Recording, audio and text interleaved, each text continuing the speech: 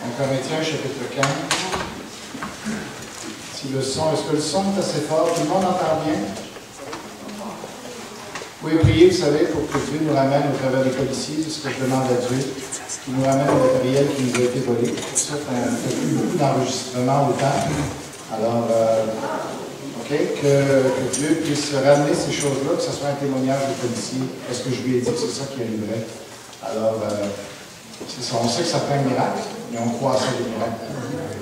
C'est ça. Alors, on est dans Corinthiens 15, tout le monde est rendu là. Alors, ce matin, on n'aura pas de petits bonhommes, on n'aura pas de petits comiques en avant. OK? On n'aura pas d'image. On va se concentrer sur la parole de Dieu. OK? Bien, c'est une autre façon de faire les choses, mais ça fait du bien des fois juste de revenir dans le texte lui-même.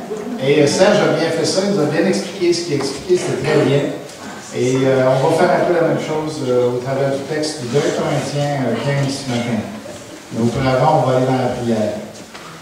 Mon Père, que tu puisses vraiment bénir ta parole ce matin, bénir l'Église des frères aussi, qui fait le même ministère que nous, Seigneur. Bénis-les abondamment, qu'il y ait des gens sauvés dans cette Église-là, et que dans toutes les Églises du Québec, Seigneur, ce matin, tu puisses te glorifier, que ton œuvre avance, Seigneur, que ton royaume vienne.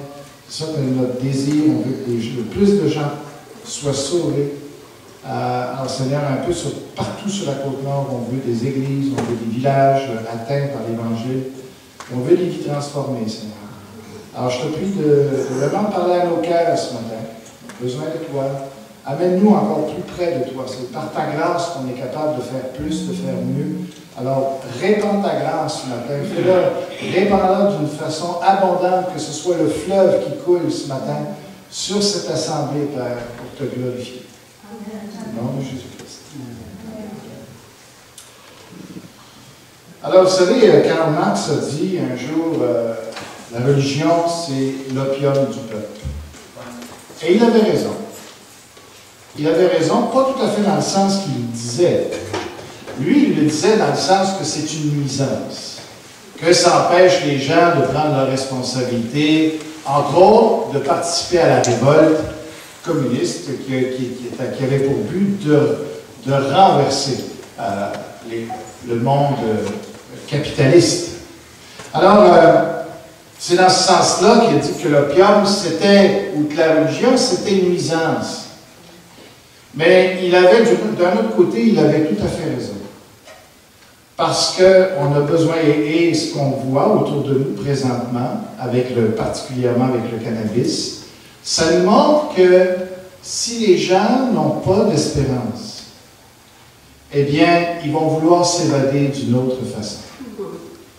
Et c'est parce que les gens n'ont plus d'espérance aujourd'hui, d'une vie meilleure, d'un Dieu qui peut intervenir dans leur vie, d'un Dieu qui leur réserve la vie éternelle. C'est pour ça que les gens sont désespérés. Et c'est pour ça qu'allez essayer d'arrêter ça maintenant, ce mouvement-là, où les gens ont besoin de vivre autre chose que les soucis de ce monde. Mais dans ce sens-là, oui, la religion et l'opium, oui, effectivement. Et Dieu savait que dans nos épreuves, parce que la réalité de la vie, la solution n'était pas d'enlever la religion. La solution, c'était absolument de reconnaître que la vie n'est pas toujours facile.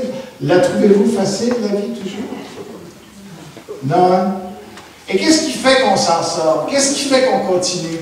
Qu'est-ce qui fait qu'on est capable de supporter les difficultés? Parce qu'on sait qu'à un moment donné, ça va être terminé. Imaginez qu'est-ce qui fait que quelqu'un persévère dans des traitements de chimio? Parce qu'il a l'espérance que ça va donner des résultats positifs. Parce qu'il va aller mieux, n'est-ce pas? Mais si on faisait juste présenter le tableau des souffrances que ça génère, qui passerait par là? Personne. Si c'était juste souffrir pour souffrir, ça n'aurait aucun sens. Mais c'est parce que ça ouvre une porte sur quelque chose d'autre, normalement.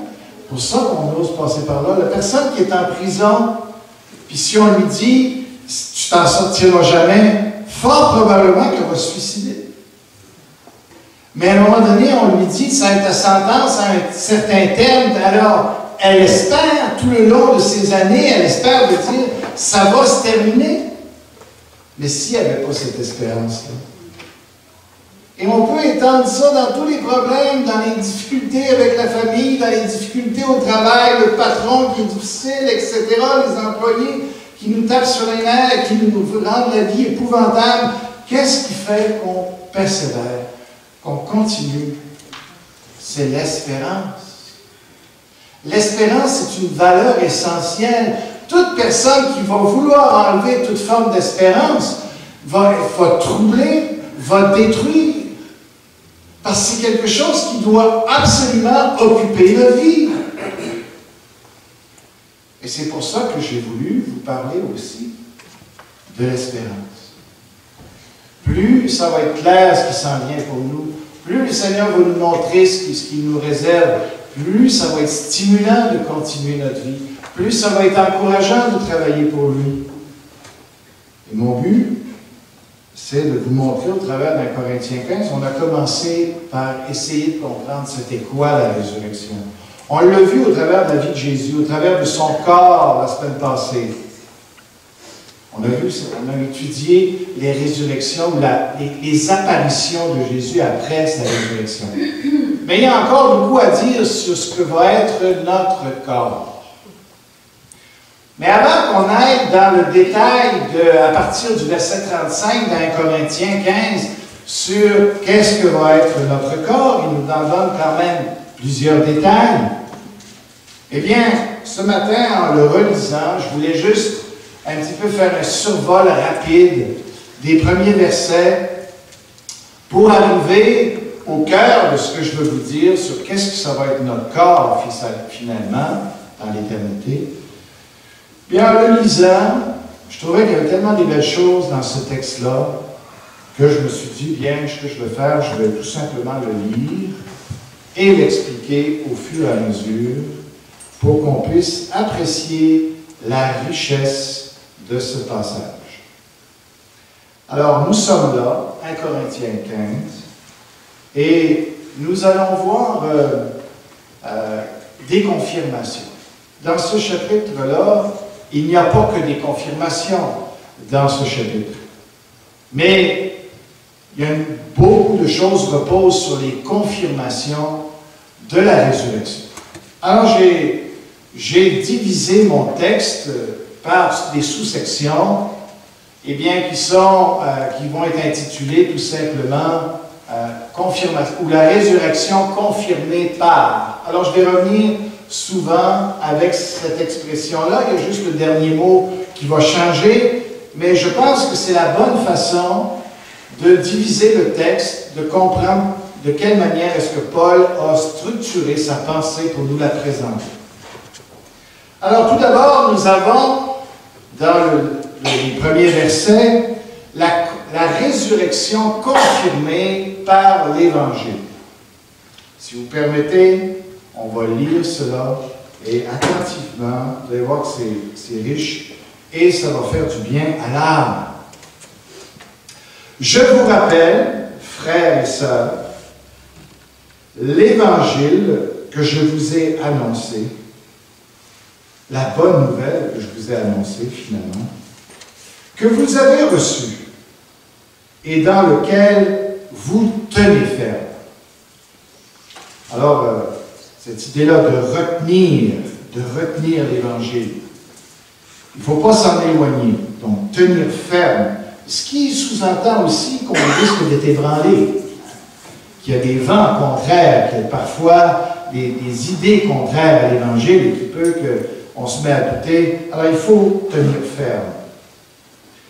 C'est aussi par lui, cet Évangile-là, que vous êtes sauvés. Et c'est bon, c'est juste bon de se le rappeler, que ce n'est pas mis au futur, que ce n'est pas mis à l'inconditionnel.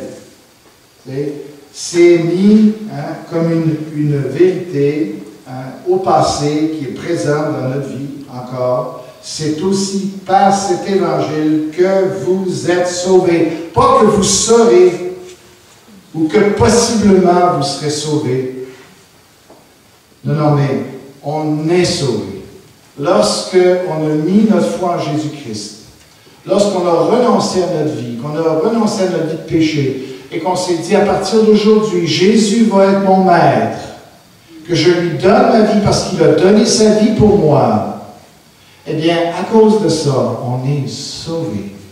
Et ça serait complètement ridicule, ne trouvez-vous pas, qu'on nous dise, qu'on nous répète qu'on est sauvé, si c'était possible de l'être, ou s'il y avait encore quelque chose qui pouvait remettre cela en question. D'accord? Comprenez? Si ce n'était pas définitif, pourquoi parler de quelque chose au passé qui est déjà fait? S'il y a des choses encore, des conditions à remplir, qui va faire qu'on va le garder au moins, ou qui va faire que là, c'est vrai qu'on va l'avoir. Et que c'est seulement à notre mort qu'on va pouvoir vraiment dire « Ah oui, là, c'est vrai, je suis sauvé. » Non, non. La bonne nouvelle, c'est de savoir, et vous devriez savoir ça, êtes-vous sauvé? Avez-vous cette assurance-là de vraiment être sauvé? Quand vous allez mourir, vous allez quitter ce monde, ça peut avoir lieu aujourd'hui, ça peut avoir lieu cette semaine, on ne le souhaite pas, mais ça peut avoir lieu n'importe quand. Est-ce que vous savez que vous êtes sauvé? Oui ou non? Savez-vous, vous êtes capable de dire, pas avec « Oh, ben, j'espère que, je pense que, puis je souhaite que, puis... » Non, non. Sans aucune hésitation, puis sans forcer. Je suis sauvé. Sauvé parce que le Saint-Esprit me le rend témoignage, parce qu'il me le confirme dans mon cœur. Toute personne ici ne devrait pas sortir de cette Église sans être sûre et certaine qu'elle est sauvée. Ce n'est pas une prétention, ce n'est pas de l'arrogance, ce n'est pas de l'orgueil, c'est juste d'avoir fait confiance que Jésus-Christ, son salut, est parfait. D'accord? Donc, c'est bon de s'arrêter sur ces termes-là. C'est aussi par cet évangile. Et c'est cet évangile-là qui sauve. C'est pas n'importe quoi. C'est cet évangile-là qui sauve. Alors, c'est pas la religion encore. L'Église, c'est important, mais ça ne sauve pas. D'accord? C'est Christ, c'est la croix de Christ, c'est l'Évangile qui sauve. Alors, si vous le retenez dans les termes où je vous l'ai annoncé, autrement, votre foi aurait été inutile. C'est pas qu'elle peut devenir inutile, votre foi, si elle était valable au départ. Mais on peut avoir une foi qui ne sauve pas. Comprenez-vous cela? Ce n'est pas suffisant de dire « je crois en Jésus ». Parce que ça peut être une histoire de la tête. Ça peut être une histoire aussi que j'ai une mauvaise compréhension de ce Jésus-là. Il y a des faux Jésus. Saviez-vous ça? Que pour ceux qui travaillent dans le ministère de l'exorcisme, ils sont obligés parfois devant certains démons, savez-vous, de préciser « Es-tu de Jésus de Nazareth ?» Et là, ils ne sont pas capables de dire. Mais il y a des faux Jésus. Oui? Et on peut avoir une fausse foi. On peut avoir une foi qui ne sauve pas. Ici, Paul nous dit la foi qu'il faut avoir pour être sauvé. Et qu'il faut retenir fermement. Donc oui, c'est important de préciser les choses si on veut vraiment être sauvé. Il faut avoir une compréhension juste de l'Évangile. Quelle est cette compréhension? Il nous dit ici. Je vous ai transmis avant tout le message que j'avais moi aussi reçu. Christ est mort pour nos péchés. Alors ça, il faut que ce soit dans notre confession de foi. Aujourd'hui, il y a un mouvement qui veut mixer, qui veut mélanger toutes les églises et qui veut mettre de côté toutes les professions de foi et confessions de foi. C'est faux. Et c'est important qu'on tienne à ce qu'on dise « Jésus-Christ est mort pour mes péchés. Il est mort sur la croix et je crois ça. » Profondément. Alors il dit après, Ça, c'est le premier point de l'Évangile. Deuxième point, puis avant, il dit conformément aux Écritures. Ça veut dire que c'était déjà prédit dans l'Ancien Testament, l'Évangile. C'était déjà prévu et construit par Dieu dans l'Ancien Testament. Ce n'est pas une nouveauté. Ensuite, alors il dit, il a été enseveli. Deuxième point de l'Évangile. Il a été mis au tombeau. Non seulement il est mort, mais il a été enterré. Son corps n'a pas été enlevé. Son corps a vraiment été mis au tombeau. Et ça vient canceller certaines fausses doctrines qu'il y avait à ce moment-là. Et il est ressuscité le troisième jour. Troisième point de l'Évangile. Il faut qu'on croie absolument à la résurrection pour être sauvé. Si on ne croit pas à la résurrection du corps de Jésus-Christ, on ne peut pas être sauvé. Et vous, c'est ce qu'il dit. Et ce qui est intéressant, il dit après, conformément encore aux Écritures. C'est important que ce soit lié avec l'Ancien Testament. Voyez-vous? Et il dit, et où est-ce que dans l'Ancien Testament, ça dit que Jésus va ressusciter 3 jours après? Savez-vous? Le livre de Jonas. Jonas, chapitre 2, verset 1. Il est resté 3 jours dans le grand poisson. Intéressant, où Dieu va chercher même, ou comment Dieu a prophétisé les choses. Il faut rester attaché à ça.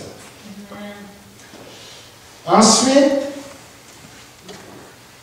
il est apparu. Et là, on passe à une nouvelle, si on peut dire, une nouvelle section, où on a vu la résurrection confirmée par l'Évangile, les vérités de l'Évangile.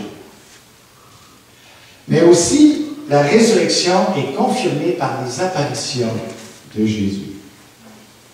Voyez, ça dit ensuite, il est apparu à Céphas. On a vu ça la semaine passée. Puis aux 12. Donc il y a eu une révélation, on a vu que Simon a eu une révélation particulière avant que Jésus aille dans la chambre haute.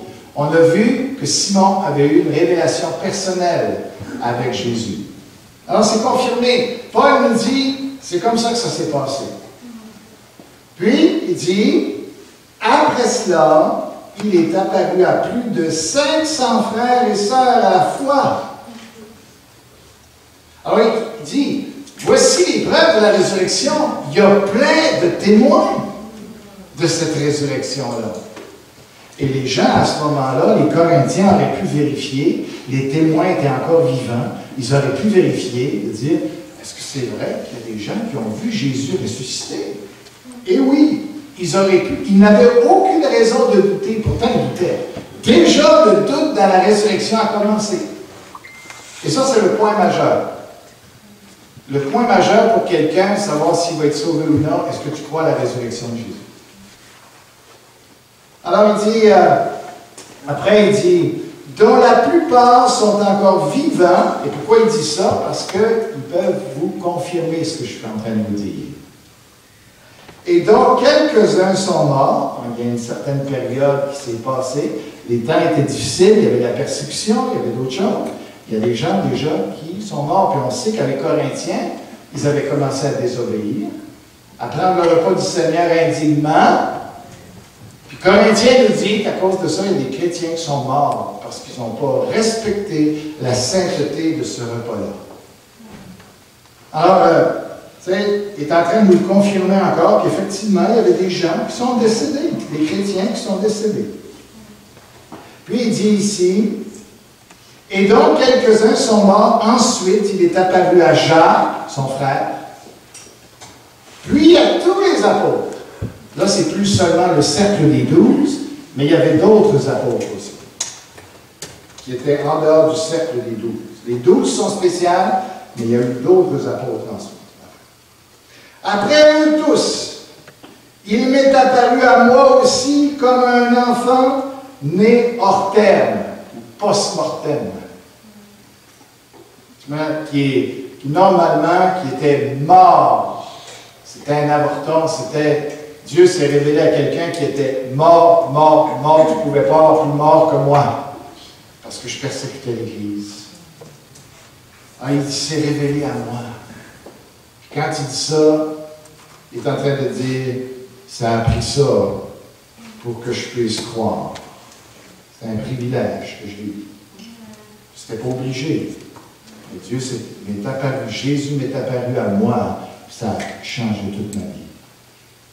C'est vivant ce texte-là, voyez-vous? C'est que Jésus est vivant. Il est dans les lieux célestes, on ne le voit pas. Mais il est là, il y a des gens qui l'ont vu. Alors, ça fait du bien à notre foi.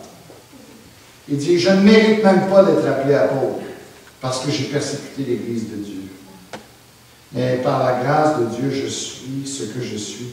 Et sa grâce envers moi n'a pas été sans résultat. Puis là, après, il va commencer une autre confirmation, qui n'est plus la résurrection confirmée par les apparitions, mais la résurrection confirmée par la prédication. Voyez-vous la différence entre l'Évangile et la prédication? L'Évangile, c'est le contenu. La prédication, c'est le contenu. C'est que l'Évangile, elle a été écrite, Paul a eu des révélations de ça. La prédication, c'est lorsqu'on fait passer de ce qu'on sait, de ce qu'on a vu, et qu'on le dit aux autres. Quand il dit, moi dans ma prédication, j'ai confirmé la résurrection. Parce qu'il avait commencé déjà à prêcher, évidemment. Alors il dit ici, au contraire, j'ai travaillé plus que tous les autres apôtres.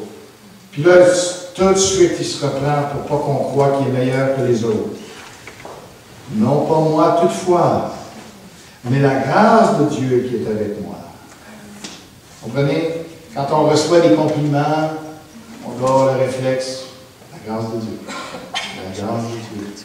Il ne faut jamais prendre ça pour soi, tu sais, prendre le mérite de ça. Non, c'est la grâce de Dieu.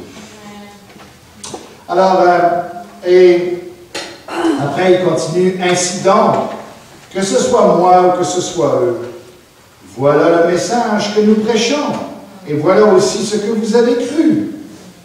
Donc, il dit la résurrection confirmée par la prédication des apôtres. C'est ça que les apôtres prêchent. C'est ça leur message. Ils en parlent de cette résurrection. Et on va voir pourquoi c'est si important la résurrection. Après, donnez l'heure, hein, parce que je ne peux pas dépasser. Il faut que j'arrête 5 minutes avant la fin.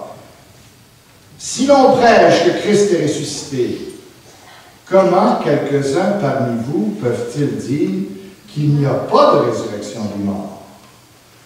Vous voyez, c'est pour ça ici qu'il donne un chapitre sur la résurrection. C'est qu'actuellement, dans l'Église, vous savez, Paul fait souvent ses enseignements à l'Église, ses prédications ou ses lettres, quand il y a des problèmes qui se soulèvent dans l'Église. Alors, il y a ici des gens dans l'Église qui se mettaient à douter de la résurrection, et Paul a dit, il faut que j'enseigne sur la résurrection. Alors, Paul dit, puisque c'est ça, l'Évangile a confirmé la résurrection, les apparitions de Jésus ont confirmé la résurrection, la prédication des apôtres a confirmé la résurrection, il leur dit, alors, comment ça se fait que dans l'Église, il y a des gens qui doutent de la résurrection? Il dit ici, s'il n'y a pas de résurrection des morts, Christ non plus n'est pas ressuscité. Et si Christ n'est pas ressuscité, alors notre prédication est vide et votre foi aussi. Pourquoi ça prend la résurrection pour qu'on soit sauvé? Parce que s'il était resté un seul péché, si Jésus avait eu un seul péché dans sa vie, on dit qu'il est devenu péché. Mais ça veut dire que quand Jésus est mort, il a assumé sur lui comme s'il avait péché de toutes les formes de péché possibles. Comprenez? C'est pour ça que le péché est au singulier. Ça englobe toutes les formes de péché qui soient possibles de faire et tout ce qui va pouvoir se faire de mal sur la terre, ça a été mis sur Jésus. Jésus n'a jamais été fait pécher dans le sens qu'il pouvait pécher, ou dans le sens qu'il péchait lui-même, mais dans le sens que légalement, quand Dieu l'a regardé, il a vu toutes les mauvaises actions qui ont pu être commises et qui peuvent se commettre. Et ça a été vu sur Jésus. Et c'est pour ça qu'il est puni. La force du châtiment de Dieu a été comme si Jésus avait fait chacune des horreurs qu'on peut faire ou qui peuvent se faire. Vous imaginez la force du châtiment qui est tombé sur Jésus-Christ? Seul Dieu pouvait supporter le châtiment de Dieu. Mais si Jésus n'était pas ressuscité, ça aurait voulu dire que soit Jésus avait lui-même péché, soit qu'il y avait quelque chose qui n'avait pas été expié, des péchés qui ont été mis sur son compte. Le fait que Jésus se soit relevé des morts était la preuve indubitable et nécessaire que tout avait été effacé, que tout avait été payé, et qu'il ne reste plus aucune accusation possible sur lui et sur ceux qui sont en lui. Voyez-vous? Alors c'est ça qu'il dit. Ces gens-là dans l'Église croyaient qu'ils étaient sauvés probablement. Mais en même temps, ils disaient, moi je ne crois pas à la résurrection. Je ne crois pas que je vais avoir un corps nouveau. Alors Paul lui dit, tu ne crois pas que tu vas avoir un corps nouveau, mais tu es en train de dire, en disant ça, en ne croyant pas cela, tu es en train de dire que Christ même n'est pas ressuscité. Est-ce que tu es prêt à aller jusque-là? Probablement que la plupart des personnes dans l'Église ont dû se dire, non. Mais Christ est ressuscité, mais nous, pas nous. Et Paul leur dit, en s'avançant. Et il leur dit, écoute, as-tu réfléchi sur tes affirmations? Tu crois qu'il n'y a pas de résurrection? Ben, je vais te dire que s'il n'y a pas de résurrection, tu es encore dans tes péchés. Ça veut dire que ça n'a pas marché. Le sacrifice de Jésus n'a pas marché. Et tu as encore tes péchés dans ta vie. Et tu vas payer le prix pour ça.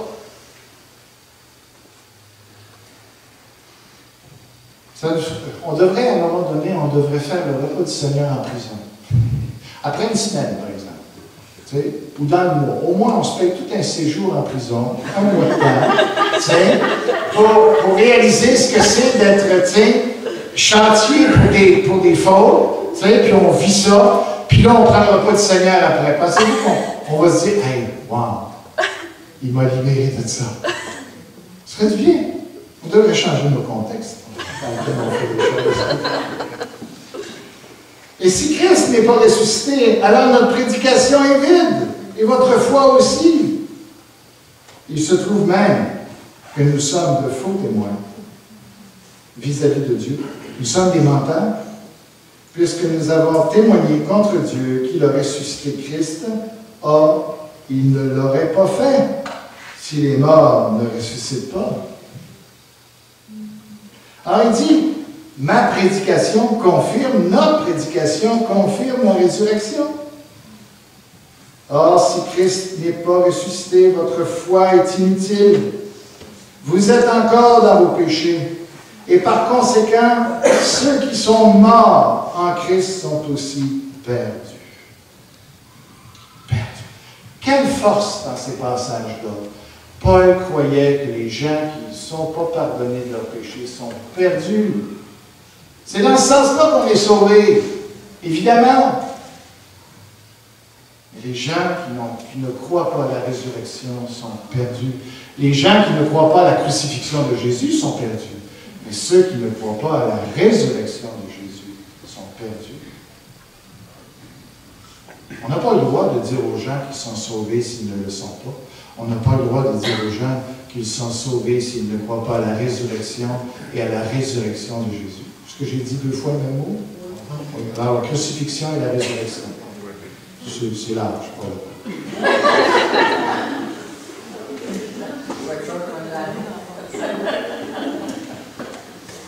Et par conséquent, ceux qui sont morts en Christ sont aussi perdus. Ils ne le sont pas. mais il le saurait si Christ n'est pas ressuscité des morts. Encore là, je reviens. Êtes-vous perdu ou êtes-vous sauvé? C'est important que vous le sachiez. Si c'est pour cette vie seulement que nous espérons en Christ, nous sommes les plus à plaindre de tous les hommes. Et là, il donne une autre raison de croire à la résurrection. Cette fois-ci, c'est la résurrection confirmée par la vie de Paul. Et il va commencer à aborder ce sujet-là, de la vie difficile qu'il a à cause de la résurrection, et il va poursuivre un peu plus loin avec ça. Mais pour l'instant, il leur dit, écoutez, s'il n'y a pas de résurrection, voulez-vous bien me dire pourquoi je supporte tout ce que je supporte?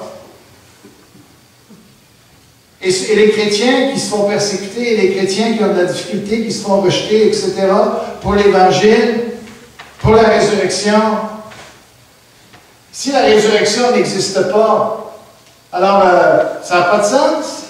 Pourquoi est-ce qu'ils subissent tout ça? Et ça montre que la vie chrétienne peut être difficile. Que bien loin d'avoir une vie plus facile que les incroyants, notre vie peut être beaucoup plus difficile. Paul est en train de dire, si c'est pour cette vie-ci seulement que nous espérons en Christ, juste pour être encouragés dans notre petite vie, nos problèmes ici, que Dieu vienne intervenir dans nos difficultés ici, c'est juste à ça qu'on sert, ça sert de venir à l'Église, ça ne vaut pas la peine. Ça, c'est pas l'Évangile. L'Évangile, la première raison, c'est parce qu'on veut que les gens soient sauvés pour l'éternité. C'est surtout pour ce qui se passe après la mort qu'on a besoin de Jésus-Christ et de sa résurrection, pas pour cette vie-ci. Si c'est pour cette vie seulement que nous espérons en Christ, nous sommes les plus à plaindre de tous les hommes. Parce que ce n'est pas facile d'être chrétien. Si on veut vraiment marcher avec Dieu, si vraiment on veut se consacrer à Dieu, il y a des répercussions. Ça ne se peut pas qu'on s'en aille à l'encontre du diable et de ses démons, qu'on combatte son royaume et que ça serait facile. Si votre vie chrétienne est trop facile, peut-être qu'elle n'est pas réelle.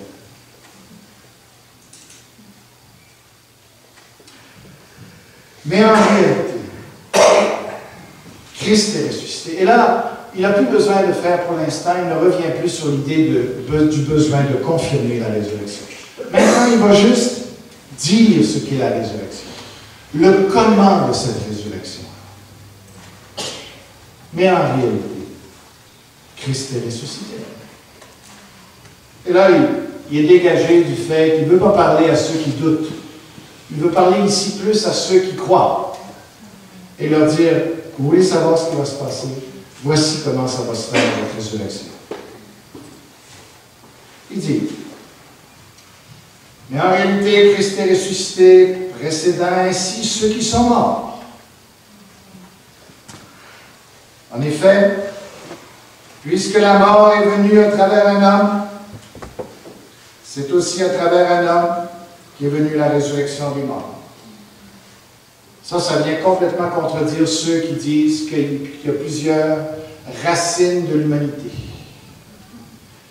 qu'il y a plusieurs souches à l'humanité. Il y en a une. Adam. C'est ça. Tous les hommes descendent d'Adam. Parce que si tous les hommes ne descendaient pas d'Adam, il y en a qui ne mourraient pas. Et ils ne ressusciteraient pas non plus. Le salut, donc, ne serait pas pour tous les hommes. Mais c'est parce que Dieu s'est assuré que tous les hommes soient en Adam pécheurs et perdus, qu'à ce moment-là, en revenant avec Jésus, qui est le Père ou l'amiral de toute une race, eh bien, tous ceux qui sont en lui vont bénéficier exactement de tout ce qui est en lui. Vous comprenez? Alors, il dit ici, c'est au travers d'un homme qui est venu la résurrection des morts, Jésus. Et comme tous meurent en Adam, de même aussi tous revivront en Christ. Pas les perdus, ceux qui sont nés en Christ, tous ceux qui sont nés de Dieu, tous ceux qui sont dans la race de Jésus-Christ, De même, ceux qui étaient dans la race d'Adam sont morts, mais ça, c'est toute l'humanité. Mais ici, il parle d'une nouvelle humanité. Lorsqu'on est en Christ, on est dans une nouvelle humanité, et tout ce que Christ a, c'est à nous. Il dit ici, mais chacun a son propre rang. Christ en premier, puis ceux qui appartiennent à Christ lors de son retour. Donc tous les hommes de l'Ancien Testament n'étaient pas ressuscités. Christ devait être le premier. Ils attendaient la résurrection de Christ. Il dit, quand est-ce que ça va se faire, notre résurrection? Lorsque Jésus va revenir. C'est là que la résurrection va prendre place. Ensuite, viendra la fin. Quand il remettra le royaume à celui qui est Dieu et Père, après avoir anéanti toute domination, toute autorité, toute puissance. En effet, il faut qu'il règne jusqu'à ce qu'il ait mis tous ses ennemis sous ses pieds. Le dernier ennemi qui sera anéanti, c'est la mort. Alors, Paul ici n'est pas assez explicite pour qu'on puisse régler la question des différences eschatologiques. Il y en a ici qui voient toute cette lutte envers les dominations comme regroupant tout ce qui va se passer dans le millénium. Et c'est ce que je crois. Où c'est là que Christ a besoin de régner sur cette terre pour amener tout ennemi, toute puissance qui s'élève contre lui à l'anéantissement et même la mort après à la fin du millénium. D'autres ne pensent pas la même chose. Les passages ici ne sont pas assez détaillés pour qu'on puisse sélectionner ou se faire une position. Mais si vous avez envie de s'en savoir plus, allez voir Serge pour les cours qu'il donne. C'est ça qui c'est sa job. Il traite ses affaires. Dieu, en effet, a tout mis sous ses pieds. Mais lorsque Dieu dit que tout lui a été soumis, il est évident que c'est à l'exception de celui qui lui a soumis toutes choses, Dieu. Lorsque tout lui aura été soumis, alors le Fils lui-même se soumettra à celui qui lui a soumis toutes choses, afin que Dieu soit tout dans tous. Jésus est Dieu à part entière, comme un fils est à l'égalité de son Père. Mais la seule différence, c'est que le Fils restera toujours soumis à son Père éternellement. C'est l'ordre éternel des choses dans la vie. Ça va? Ça se passe bien? Oui. Vous comprenez bien? Vous n'êtes pas trop fatigué, pas besoin de prier, de mettre des pétards, non, vous pouvez lever. Ça va? OK. Alors on continue. J'en ai pas pour très longtemps encore, mais je voudrais finir jusqu'au verset 34. S'il en était autrement, que feraient ceux qui se font baptiser pour les morts, si les morts ne ressuscitent pas en aucun cas? Pourquoi se font-ils baptiser pour eux? Ah, intriguant, le baptême des morts. Les Mormons ont pris ça parce qu'ils font une recherche généalogique. Alors, ils ont un gros centre dans l'Utah où n'importe qui va trouver son arbre généalogique, pas son arbre généalogique. Son arbre généalogique. Si vous voulez aller, allez-y dans l'Utah et allez voir ça. Il paraît que c'est immense comme bâtiment. Alors, ils tiennent les généalogies de tout le monde, hein, parce que lorsque tu deviens mormon, à ce moment-là, tu vas faire tes recherches dans ton arbre généalogique et tu te fais baptiser pour chaque membre de ta famille qui n'a peut-être pas connu l'Évangile, et tu te fais baptiser pour eux pour qu'ils soient sauvés. Okay? Alors, mais je ne pense pas que ce soit ça que le texte dit. OK? Alors, tout simplement, ce que ça dit, c'est qu'il me semble que la façon la plus simple de le comprendre, et dans leur compréhension, Paul ne dit pas « c'est la pratique à faire », mais il dit simplement « il y en a qui font ça ». Pourquoi? Bien, parce qu'il y a des croyants qui n'ont pas eu le temps, semble-t-il, de se faire baptiser avant de mourir. Et les chrétiens sont inquiets de ce qui va leur arriver. Parce que pour eux, c'est tellement important le baptême qu'ils se disent peut-être qu'ils ne seront pas sauvés s'ils ne sont pas baptisés. Je pense qu'ils sont dans l'erreur avec ça. Parce que c'est la foi qui sauve, ce n'est pas le baptême lui-même. Alors, ces gens-là se faisaient baptiser pour leur bien-aimé. Tu sais, pour être sûr que ce soit fait, puis ils espèrent que Dieu va en tenir compte. Mais je pense que ce n'était pas nécessaire de faire ça. Mais Paul cite ça pour dire, voulez-vous bien me dire pourquoi ils font ça si Jésus n'est pas ressuscité des morts, puis qu'il n'y a pas de résurrection finalement? Alors ça, c'est la résurrection confirmée par la pratique du baptême de certains. Puis après, il dit ensuite, « Et nous, pourquoi affrontons-nous à toute heure le danger? Chaque jour le risque de la mort, aussi vrai, frères et sœurs, que vous faites ma fierté en Jésus-Christ notre Seigneur. Si c'est dans une perspective purement humaine que j'ai combattu contre les bêtes à Éphèse, il y a beaucoup qui spiritualisent les bêtes à Éphèse parce qu'ils se disent, comment est-ce que Paul aurait pu combattre contre des lions et des dragons vivants?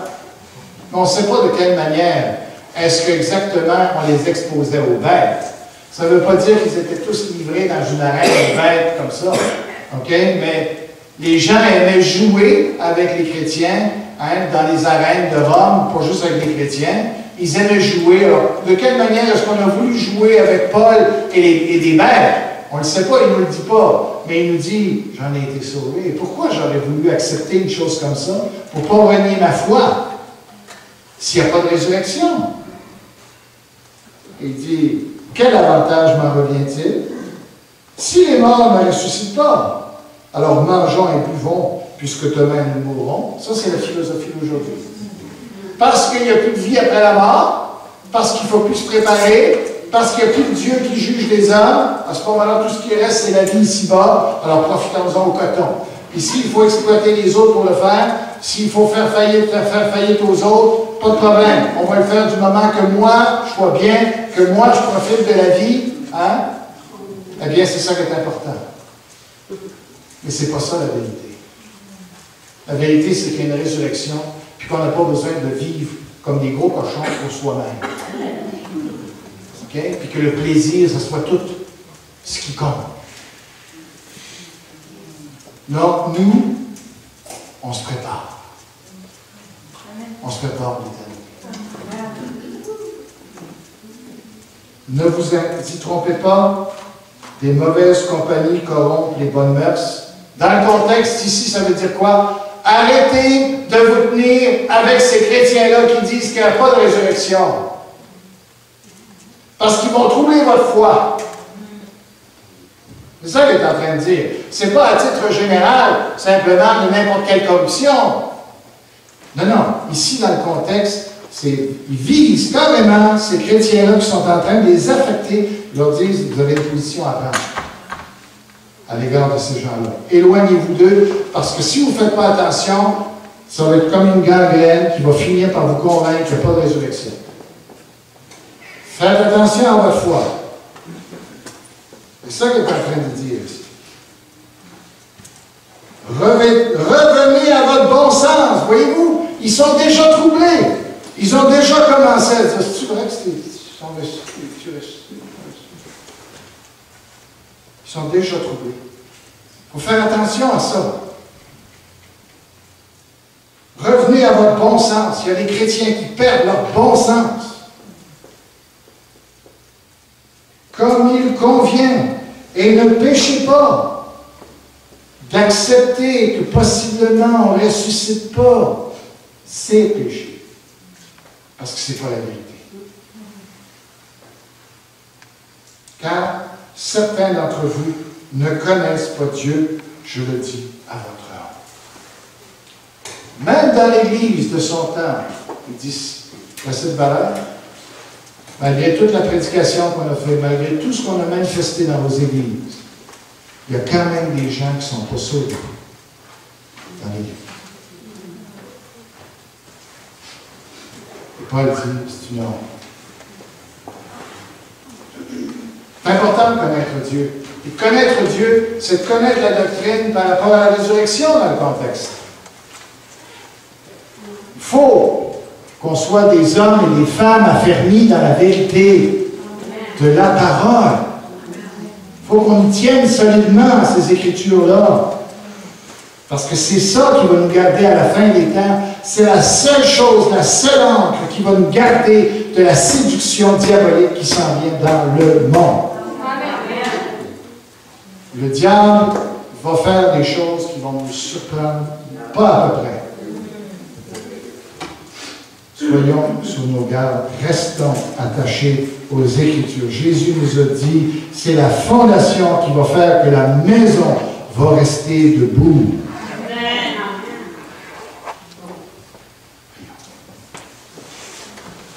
Seigneur, que tu puisses bénir ta parole.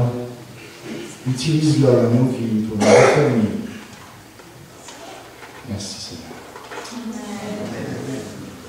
Je vais inviter mes deux sœurs à l'interne par la prédication.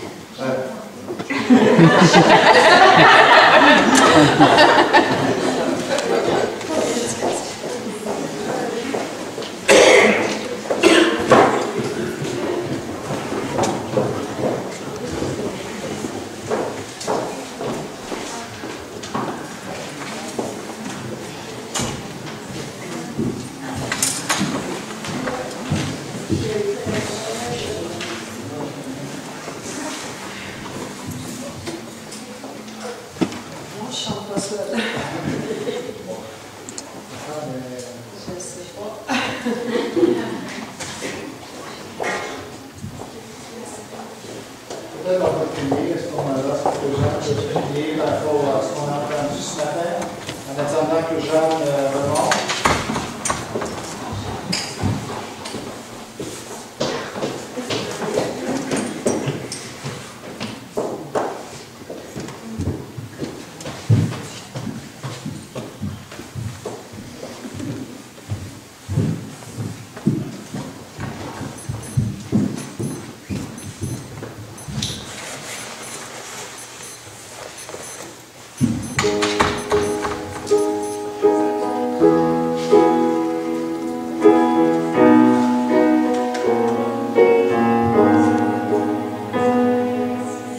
Fils est tout pour moi, il est ma récompense, car il n'y a rien dans ce monde qui puisse me satisfaire, même dans l'épreuve, mon âme chante, oui pour toujours. Il m'a sauvé, Christ seul me suffit, Christ seul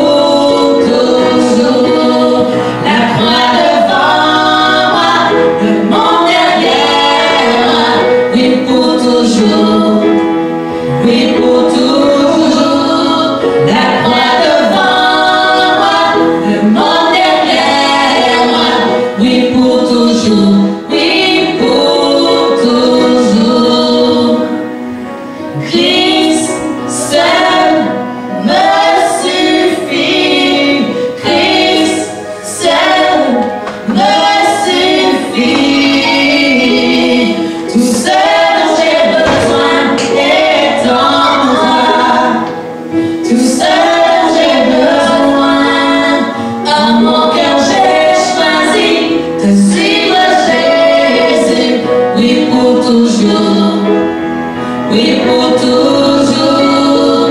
En mon cœur j'ai choisi de suivre Jésus, oui pour toujours, oui pour toujours. La croix devant moi, le monde derrière moi, oui pour toujours, oui pour toujours. La croix devant moi, le monde derrière moi, oui pour toujours.